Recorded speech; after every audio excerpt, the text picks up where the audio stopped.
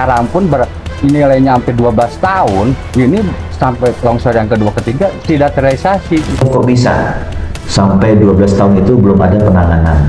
Ada beberapa kecamatan yang sudah menentukan zona hitam. Nanti tunggu sudah ada korban jiwa, sudah ada ambruk, baru pada ribut semua. Tapi warga masyarakatnya harus hilang itu rumah. Kenapa sih kami ini sampai sekarang pun nilainya hampir 12 tahun, ini sampai longsor yang kedua ketiga tidak terrealisasi. 12 tahun? 12 tahun menunggu. Allah. Minta dibantu dikawal nanti kita ya. Diingatin aja saya nanti. Oke, siap Pak.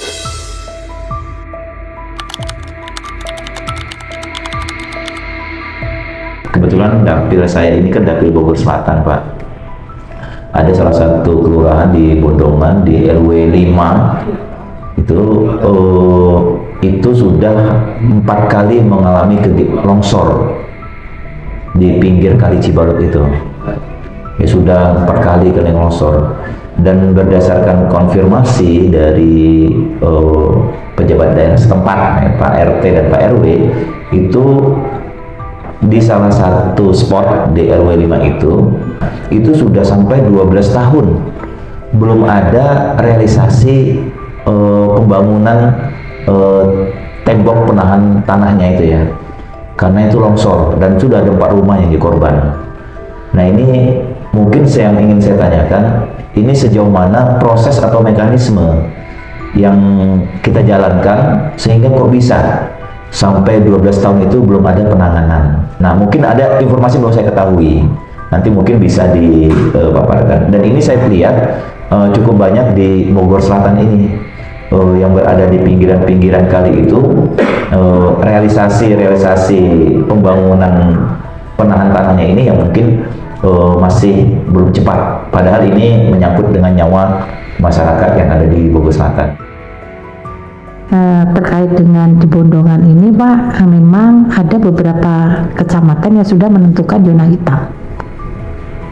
Zona hitam ini yang memang sudah rawan yang harus diungsikan ataupun direlokasi. Nah, salah satunya adalah lokasi-lokasi yang memang yang terjadi di pinggir itu. Nah, kami sudah mencoba menginventarisir terkait dengan pembuatan turap. Tapi warga masyarakatnya harus hilang itu rumah. Mau nggak mereka hilang rumahnya? Dan nanti kalau sudah turap tidak bisa menghuni lagi di situ. Karena turap itu, setelah turap ini kan hanya penahan tanah, bukan untuk sebagai pondasi rumah. Nah, mereka pasti akan kembali ke situ. Kita ada beberapa hal kejadian turap ini kita buatkan di pemukiman. Ternyata begitu sudah selesai dia nempel bangunan di atasnya. Akhirnya apa? Longsor, Pak, ambruk. Padahal sudah kita kasih tahu itu bukan sebagai kekuatan pondasi rumah, tapi itu hanya penahan tanah. Itu banyak kejadian seperti itu. Nah, solusinya adalah mungkin kemarin kan kalau bagi yang sudah selesai memberikan hunian oleh BPBD, ya mungkin bisa tinggal di rusun, Pak. Ada rusun Cibulu yang masih kosong, kurang lebih ada 12 kamar yang memang bisa dihuni.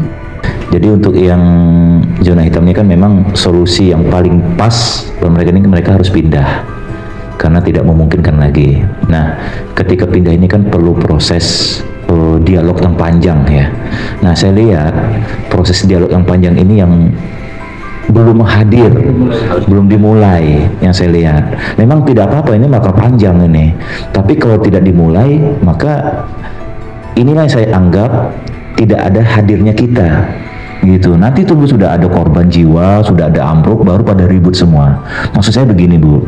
Ketika ini sudah dikategorikan zona hitam, maka perlu tadi mulai melakukan pendataan secara by name by address, karena mereka tadi nanti akan kita proyeksikan untuk menempati rusun.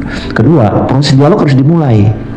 Nah, dengan RT, RW, lurah, camat, ketika mereka sudah bilang ini zona hitam, kan nggak boleh dibiarkan, tapi harus sudah mulai. Nah, ini siapa nih yang bertanggung jawab memulai proses dialog ini, gitu kan ya?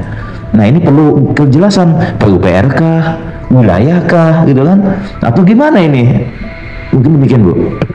Itu kita berupaya, tapi nanti coba kami akan komunikasi dengan pihak Tapem yang nanti bisa mengakomodir lagi terkait mengaktifasi zona hitam ini sebagai data BNM by address, karena kami juga memerlukan terkait nantinya untuk usulan permohonan rusun di kementerian. Oke.